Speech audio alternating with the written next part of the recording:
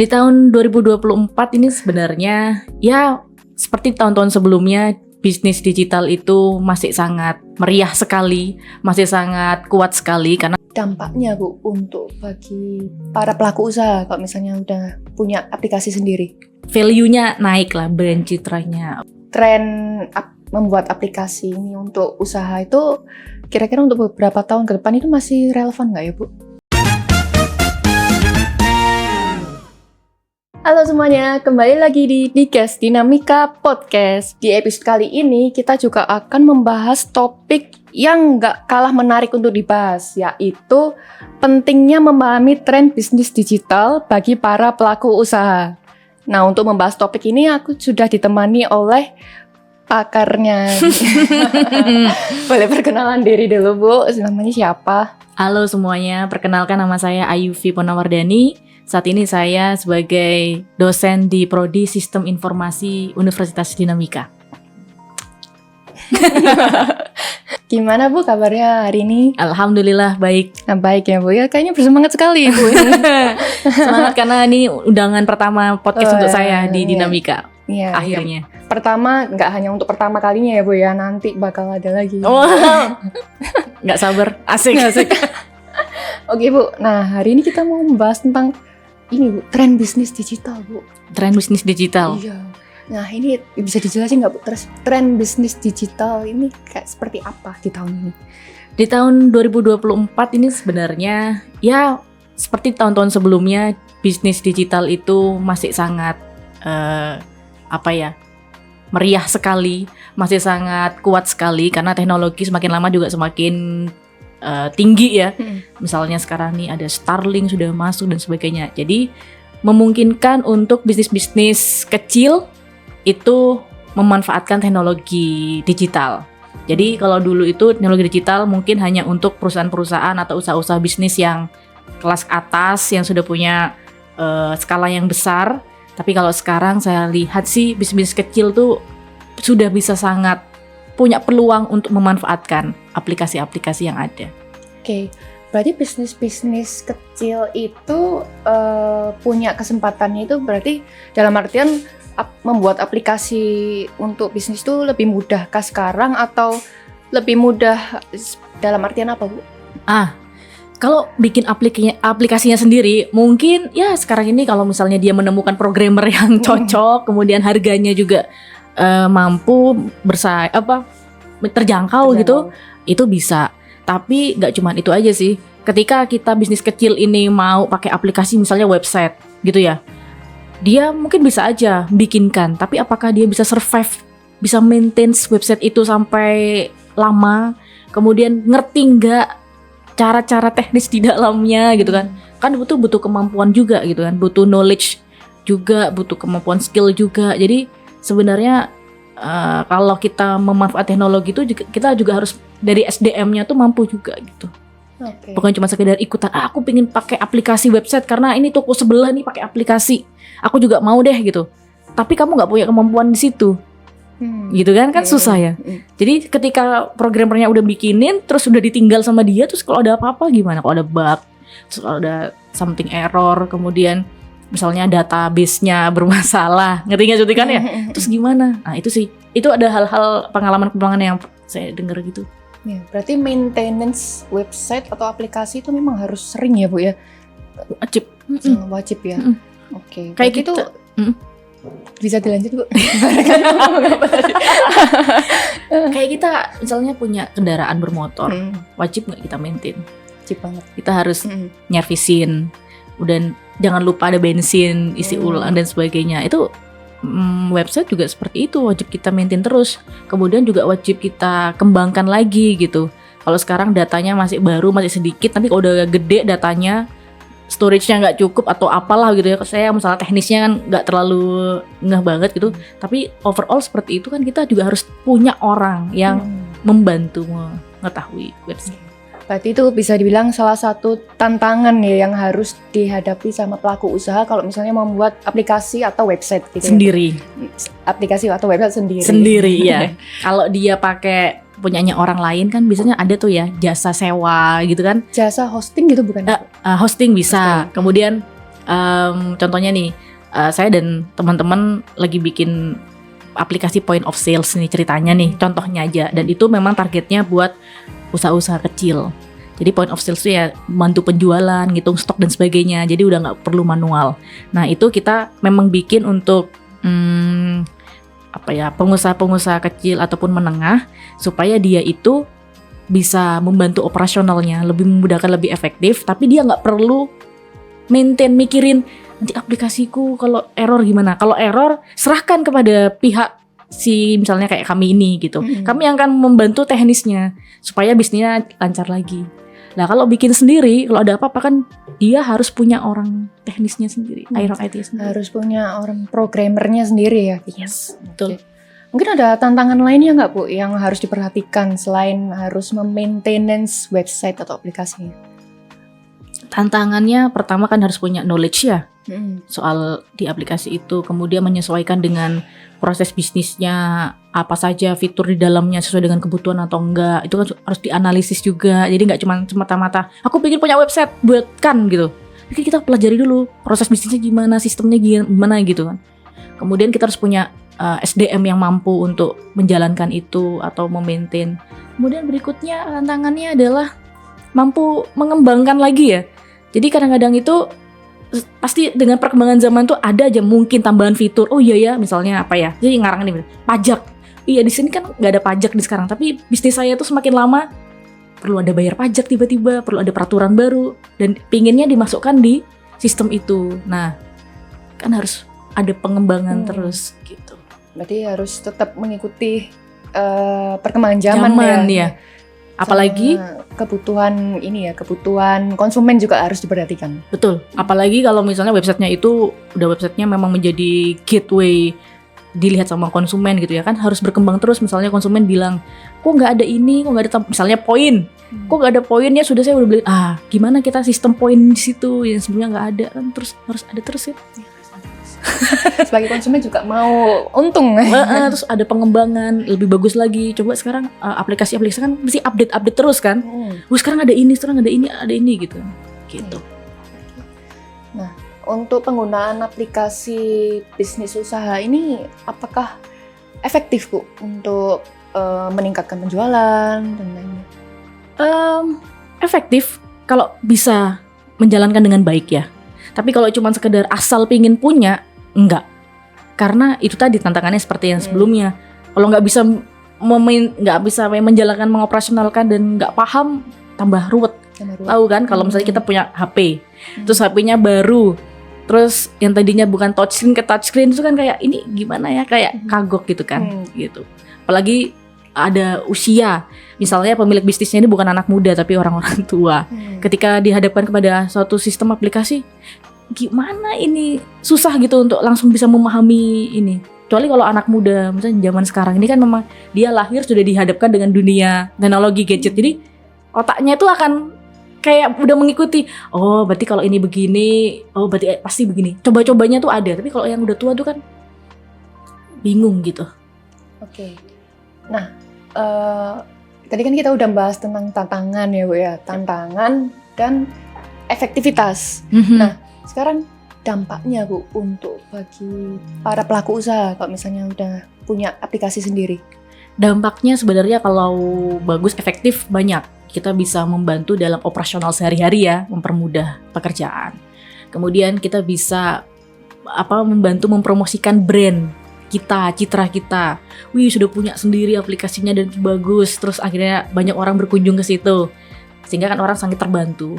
Value-nya naik lah, brand citranya. Habis itu ya skalanya jadi lebih besar, bisa menggapai berbagai macam konsumen di mana saja gitu. Apalagi mungkin bisa sampai internasional menggunakan bahasa Inggris dan sebagainya. Itu kan menambah pangsa pasar kita juga gitu. Tapi ya itu harus kuat juga tim IT-nya gitu. Jadi kelebihannya citranya meningkat, membantu operasional sehari-hari, memperkuat ekspansi bisnisnya dan lain sebagainya. Oke. Nah, kita kan sekarang itu sudah zamannya itu aplikasi hijau Bu. Aplikasi hijau. Aplikasi hijau yang itu loh. Oh, Anu. Ya Anu itu Market. loh, Bu. Oke. Itu aplikasi hijau yang Itu tidak boleh sebut itu. nama ya. Oke. Kayaknya nggak boleh sebut nama ya. Nggak boleh sebut nama ya. Bapak Jangan sutradara. ya. Oh, jangan. Jangan Oke. ya, jangan ya. Oke. Bahaya, Bu, sensitif ini. Di aplikasi itu kan kita juga bisa pesan makanan, Bu. Yep. Bahkan diantar dengan kurir mereka. Nah, apa bedanya menggunakan aplikasi itu dengan aplikasi buatan pengusaha itu sendiri, pemilik usaha itu sendiri? Karena kan Oke. sama-sama bisa order dari produk mereka kan? Iya. Itu tadi ya. Kalau kita pakai punyanya orang lain, maka kita harus mengikuti aturan-aturan yang berlaku di marketplace tersebut. Ya kita cuman bisa misalnya pasang produk katalognya, gitu-gitu aja.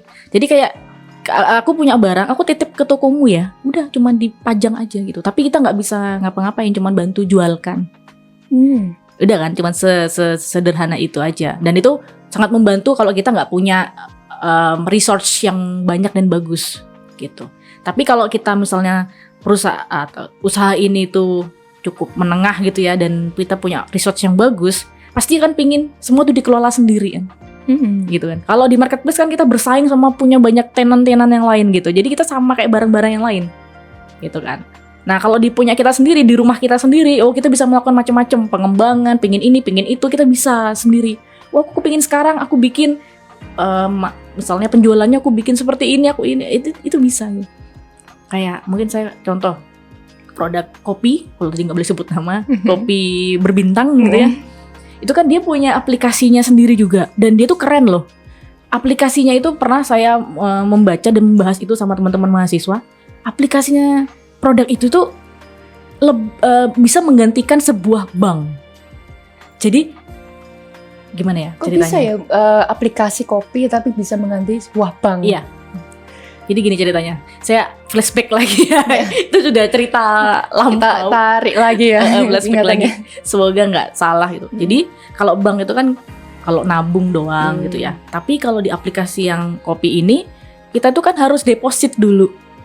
Ya, deposit minimal sekian. Jadi apalagi kalau orang yang sering minum kopi dan sering pelanggan di sana, itu kan pasti harganya aja udah mahal kan di sana ya. 100.000 tuh kan sedikit ya. Iya. Mungkin satu orang minum tok 100.000 atau makan 100.000. Jadi dia kan depositnya kan besar. Misalnya deposit 300.000, kalikan konsumennya si kopi ini yang banyak. Udah terkumpul berapa tuh duitnya di aplikasi itu. Belum lagi dia punya poin-poin atau punya something yang menarik perhatian. Jadi duitnya yang terkumpul itu kalau dihitung tuh lebih banyak modalnya daripada sebuah bank. Tapi pakai sistem deposit gitu. Iya kan deposit. Jadi tinggal nanti kalau misalnya bayar ini kopinya tinggal kurangi aja deposit di situ kan gitu. Nah, kan sistem kerja kayak bank. Aku ngumpulin uang dulu yang banyak, setelah uang yang banyak kan diputer ya biasanya bank itu. Nah, itu duitnya tuh lebih banyak si aplikasi ini loh. Kalau pernah itu tuh pernah dibahas sama orang keuangan. Kita belajar literasi keuangan. Ini ya aplikasi kopi ini tuh lebih keren daripada apalagi si bank ini gitu. Karena sekarang ini orang udah pakai gadget beli di situ. Jadi keluar masuknya itu lebih tinggi si aplikasi ini. Grafiknya lebih tinggi ya? Iya. Jadi bisa dibilang bahwa sebenarnya judulnya ini lucu nih. Bank yang berkedok toko kopi. Jadi sebenarnya si ini itu ya bisa dikatakan sebuah bank. Dia menjalankan sistemnya bank. Berkedok toko kopi. Keren ya, sekarang itu sampai bisa mengalahkan. Bisa. Jadi dengan teknologi itu kadang-kadang model bisnisnya itu bisa berubah gitu. Aku cuma jualan kopi ceritanya. Cuman karena sekarang udah era teknologi, aku menggunakan aplikasi ini. Aplikasi ini sudah bisa dibuat penjualan, nyimpen duit, ngeridem dan sebagainya. Dan ini tuh kalau misalnya kita perhatikan lagi, loh ini udah kayak bank ya. Gitu. Kayak aku tuh sudah kayak seperti bank yang nggak melakukan pinjam meminjam gitu, tapi kayak aku mengumpulkan duit dan aku bisa puter lagi, itu kan udah kayak sistem kerjanya bank. Dan bisa ambil untung dari situ juga, itu udah sistemnya bank. Ngerti gak? Iya. Dan juga dapat reward juga ya untuk yang penggunanya ya. Iya, semakin dikasih pancingan gitu, ayo tambah top up lagi minimal sekian, kamu dapat ini sekian. Dapat promo biasanya. kita bisa beli kopinya ini, kemudian si perusahaannya itu juga tambahan dana modal juga buat dia puter gitu. Jadi ibaratnya saya bahas itu karena lucu. Ini sebuah bank berkedok toko kopi gara-gara si aplikasi itu. Sekarang itu sangat sudah luar biasa banget ya Bu, yang ini aplikasi yang aplikasi kopi gitu ya. Iya. Itu luar biasa. Satu lagi. Dan setelah dilihat nih ya dari penjual profitnya itu, si toko ini itu profitnya dari dia jualan kopi itu, si kopi itu sama dia dapat dari yang aplikasi itu, profitnya lebih tinggi yang di aplikasi itu. Saya nggak ngerti ya sistem kerjanya aplikasinya tuh profitnya gimana, cuman secara garis besar itu tadi dia karena punya banyak deposit itu dia gimana, jadi pendapatannya dia tuh dia diambil dari sini daripada dari penjualan si kopi bintang itu tadi. Oke. Nah mungkin kalau misalnya kita beli produknya ini di aplikasi yang hijau itu kan harganya pasti dinaikin kan Bu dari harga asli. Iya. Nah misalnya kita beli di aplikasi kopi ini yang berbintang ini, langsung ke aplikasinya ini, itu harganya tuh lebih murah dan lebih dapat promo yang lebih gede Bu. Iya. Nah itu kayak selling pointnya mungkin di situ ya Bu? Iya, itu juga saya lupa tadi. Kelebihannya juga kalau misalnya pakai aplikasi sendiri itu kan kita bisa, kalau di aplikasi yang ini kemahalan harga produkku gitu, harusnya tuh begini, tapi kita nggak bisa berbuat apa-apa. Nah, kalau kita punya aplikasi sendiri, kita bisa melakukan berbagai macam variasi. Karena mungkin yang di satunya itu yang ngatur promo itu bukan pemilik usaha ya. Iya. Ada pihak yang ketiga, gitu ya. Kan bagi hasil juga betul. Bener. Tapi aku pernah tahu aplikasi kopi yang ya sama gitu sistemnya tadi, cuma dia kurirnya itu masih menggunakan kurir yang pada umumnya sekarang Bu. Iya, marketplace itu ya. Iya, itu. Nah, apakah memang bisa berjalan berdampingan gitu? Atau sebaiknya better punya kurir sendiri deh? Itu tergantung bagaimana menjalin kerjasamanya ya. Jadi saya juga baru tahu bahwa ada yang tetap menggunakan itu, si kurirnya ini. Mungkin itu dari sisi anggap aja si marketplace kurir ini juga dapat keuntungan. Ya sudah, kamu kan nggak punya resource kurir nih. Nih aku punya nih jasa. Udah, penjualannya kamu yang urus, kurirnya tetap pakai aku. Win-win solution aja. Jadi bisnis sekarang itu tuh gila tau. Jadi model bisnisnya bisa berubah gara-gara ketambahan satu tools. Kemudian kita juga bisa memasukkan, ya sudah kalau gitu kamu bagian part A, aku bagian yang part B gimana? Kita bagi gini-gini. Oke, setuju. Gitu loh. Jadi semua tuh kayak fleksibel. Fleksibel ya sekarang, serba fleksibel. Pokoknya untung, kamu dapat pelanggan, kamu bisa nganter pelanggan secara on time, aku pun juga dapat hasil dari kamu. Kemudian aku juga punya kurir dan dia juga dapat pekerjaan. Why not gitu? Kenapa kita nggak kerja sama? Kan eranya kolaborasi.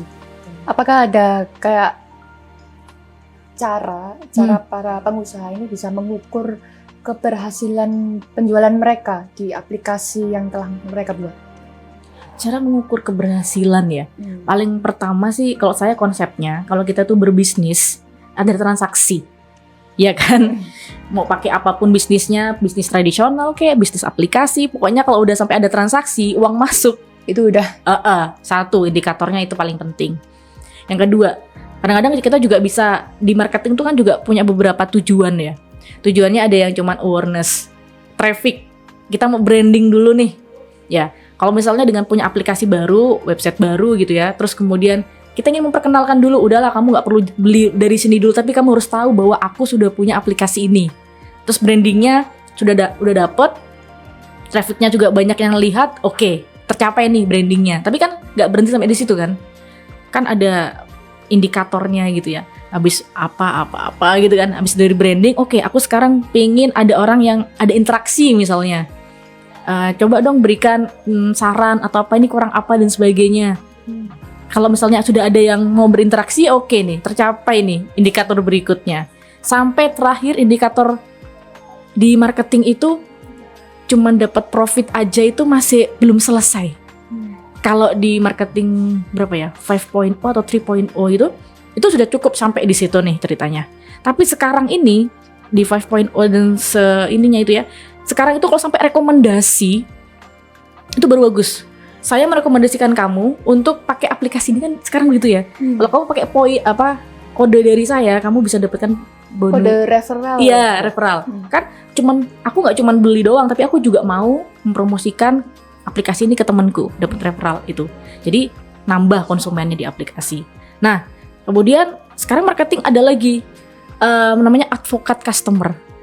Jadi misalnya nih ada aplikasi misalnya ngebug atau produk ini lagi ada masalah gitu ya. Tapi ada orang yang membela. Enggak kok, misalnya terjadi masalah. Enggak kok, aplikasi ini masih oke. Ya wajar kali kalau misalnya ada 1-2 yang ngebug dan sebagainya, tapi overall masih bagus kok. Nah, itu lebih tinggi lagi tuh indikator keberhasilannya. Jadi kalau kita bilang indikator keberhasilan tuh banyak banget, tergantung kita tuh nujunya apa. Itu menujunya sales ya berarti dari sisi penjualan. Menujunya traffic ya orang yang datang ke sana. Kalau menujunya apakah produk kita ini direkomendasikan sama orang, berarti kan loyal sama kita ya. Oh ada banyak dapat dari ini nih, oh berarti dapat indikator yang ini. Terus sampai dibela, wah itu keren lagi deh. Kalau sampai orang bela produk kita tuh keren banget. Kita nggak nyuruh, tapi konsumen sendiri yang kayak mempromosikan ya. Sukarela. Kayak beli di kopi ini aja, soalnya aplikasinya banyak promo kayak gitu-gitu. Soalnya kan yang dijarkan promo ya Bu ya biasanya. Tips and triknya Bu bagi para pelaku usaha baru. Tips and trik sebelum memulai mau buat aplikasi ini apa aja sih yang harus kita perhatikan? Yang pertama harus kuasai dulu proses bisnisnya, usaha kita tuh seperti apa. Kalau misalnya mau diotomatisasikan, itu kita juga harus itu mau gimana sistemnya. Kita harus punya analisisnya dulu. Jadi ibarat kata kalau di ProDS itu kita sebenarnya sistem analis. Proses bisnisnya kamu seperti apa. Kemudian kalau dibikin aplikasi analisisnya seperti apa, ini kebutuhannya gimana. Terus nanti akhirnya hasilnya, outputnya itu fitur apa yang dibutuhkan, terus harus ini ngintegrasi kemana-mana, itu harus paham dulu gitu. Dan product owner, yaitu saya yang punya usaha, itu juga harus bisa menjelaskan dengan jelas ke si produk programmernya ini, developernya ini gitu. Jadi itu harus ada tektokan komunikasi yang bagus dan didukung dengan edukasi ya. Kadang-kadang orang yang mas pokoknya aku bikinkan, pokoknya tuh aku cuman gini, cuman kayak gini. Ketika sudah dibikin, loh enggak kayak gini, karena bisnis itu agak ribet sih, kadang kompleks gitu kan. Enggak gini mas, kalau di aku itu ada ininya. Oh ibu nggak ngutangkan, oh iya harus kan ya tak kasih tahu ya. Tapi kan wis ngerti dewe gitu ya. Atau misalnya retail antara satu dengan yang lain, toko kelontong pun tuh kan mereka punya ciri khas sendiri-sendiri gitu dalam cara ngerjainnya. Kita kan harus begitu, itu ngefek nanti di aplikasi. Mas aku kok gak bisa ini? Karena itu memang tidak tersampaikan. Saya nggak nangkep kalau ibu butuhnya gini. Saya butuh ini. Saya pikir sama seperti retail yang lain. Enggak, saya ada gini-gininya. Jadi setiap bisnis tuh punya keunikannya masing-masing gitu. Tapi yang penting adalah komunikasi ya dengan programmernya untuk bisa memberikan pesan, aku nih mau kayak gini dan bisnisku tuh seperti ini loh. Gitu. At least itu basicnya itu ya. Basicnya itu. Yang kedua adalah ya setelah dibikin, tahulah nanti ini ke depannya gimana. Kalau misalnya kita punya resource orang yang akan mengawasi ini atau menggunakan, sering digunakan juga sih harus nih. Sering digunakan supaya nggak sia-sia. Kalau nggak digunakan kadang-kadang coba deh kita punya aplikasi nggak pernah kita gunakan kan lupa ya nyoba-nyobanya gitu. Nah jadi ada resource yang SDM yang memang menggunakan si tools ini supaya berjalan, supaya nggak sia-sia kita bikin. Kemudian juga apalagi ya, yang penting juga selain itu punya SDM yang bagus juga, punya edukasi yang bagus, sama tahu perkembangan nanti ini harus gimana. Jadi intinya itu adalah jangan cuma sekedar ikut tren, tapi kita harus mempersiapkan, kitanya juga harus paham. Kan tergantung SDM-nya kan. Ini kan cuma tools. Tools itu kan dibuat oleh manusia. Dan yang mengendalikan itu adalah manusianya ini. Jadi kita harus siap juga gitu. Mau belajar. Kadang-kadang ada orang yang aku cuma pengen pakai aplikasi biar gaya, biar keren. Tokoku biar keren. Tapi dia nggak mau belajar. Ini kedepannya gimana kalau ada ini gimana. Jadi langsung panik gitu. Jadi secara psikologi kadang-kadang orang yang menggunakan gadget terus kemudian ngefek ke bisnisnya tuh ada sedikit kerusakan atau apa itu langsung panik gitu kan. Marah-marah, ini kok nggak bisa gini jadi kayak gitu. Panik gitu. Iya, kelabakan ya. Karena dia nggak ngerti. Menurutnya Ibu Ayuvi, kira-kira tren membuat aplikasi ini untuk usaha itu kira-kira untuk beberapa tahun ke depan itu masih relevan nggak ya Bu? Gila, nanti kalau siap jawab relevan terus tiba-tiba nggak relevan gitu. Menurutnya Ibu, kira-kira dengan perkembangan digital kita yang sekarang ini kan selalu berkembang terus kan Bu? Pasti Nah, sih. Kira-kira masih Relevan. oke nggak ya? Masih relevan nggak ya? Pasti dan pastinya mungkin sudah nanti kan ke depan udah AI, machine learning, teknologinya pasti, tapi akan semakin lebih keren lagi gitu. Kalau sekarang misalnya pakai website yang masih gitu ya website lah. Nanti ke depan nggak tahu deh ada terobosan baru apa. AI-nya, websitenya ada AI-nya, ada apanya, ada hologramnya dan sebagainya. Ada ini saya lagi membimbing teman mahasiswa ikut lomba. Dia itu pingin memberikan solusi. Orang tuh kalau misalnya beli baju di e-commerce itu kan cuman bisa ngelihat oh baju ini secara apa ya gambar tok kan. Kalau kita ke tokonya kan kita bisa pegang, kita bisa nyoba, yang penting bagus gak di badan kita. Nah, si teman-teman mahasiswa ini pingin, Bu, saya pingin punya terobosan si aplikasi e-commerce ini tuh orang yang mau beli baju tuh bisa ngelihat di baju di badanku ini bagus nggak? Wow, pakai apa itu? AI. Iya nggak sih, langsung kayak nemplek di badan kita. Mungkin kita foto terus nanti kayak kepake gitu bajunya. Betul. Model kayak gini kok di badanku ini, tapi ya harus valid lah ya itu ya. Jangan sampai cuman karena di foto tok jadi bagus, pas dipakai beneran lo kok beda gitu kan. Jadi itu kan pakai AI kan. Badanku misalnya gede, gendut misalnya gitu ya. Terus baju modelnya kayak gini, modelnya yang agak sedikit bergelombor. Cocok nggak ya gitu. Atau modelnya yang agak sedikit slim. Kalau dipakai agak sedikit ini nggak ya. Nah, dia ingin bikin seperti itu untuk membantu para pengusaha baju fashion. Nah, itu idenya. Cuman bagaimana nanti AI-nya bekerja, wah itu PR banget tuh. Susah banget tuh. Susah ya, karena masih AI itu hitungannya masih baru atau udah lama ya Bu ya? Kalau di Indonesia, kita sih masih belum, mungkin kalau di luar negeri itu udah biasa. Udah kan peradaban kita kan emang negara maju kan jauh ya. Kalau di sekarang kita ini kita lagi ada sudah kayak begitu, tapi kita belum mampu menerapkan di semua bidang. Oke. Udah mulai masuk tapi belum semua bidang berhasil masuk. Karena bidang yang biasa ini aja kita masih juga cukup masih effort. Masih effort, apalagi AI machine learning. Jadi kita masih ketinggalan lah. Apakah sudah ada yang bisa mengimplementasikan? Mungkin ada, mungkin di Jakarta atau mungkin di kantor-kantor yang sudah bagus gitu ya, bisa mengimplementasikan AI. Tapi untuk kita di sini ya masih usaha ini gimana ya, terus alatnya apa dan sebagainya, algoritmanya gimana, gitu. Susah. Nah, Bu Ayuvi mungkin ada closing statement untuk para penonton di rumah. Closing statement saya adalah buat para pengusaha kecil yang baru ingin menjajaki pakai aplikasi, harus mempersiapkan diri dengan baik dari sisi pengetahuan orang-orangnya gitu ya, kemudian tahu sistem jalannya seperti apa. Jadi jangan cuma sekedar ikut tren terus diserahkan kepada pihak developer, tapi kita juga harus ikut terjun karena itu kan produk kita gitu. Jadi harus siap untuk mau belajar. Mungkin IT atau teknologi itu hal baru buat kita misalnya gitu ya. Nah, tapi kita juga kalau mau pakai itu ya kita harus mau belajar juga sih. Gitu. Sekian dari Dikes kali ini. See you on the next episode. Bye.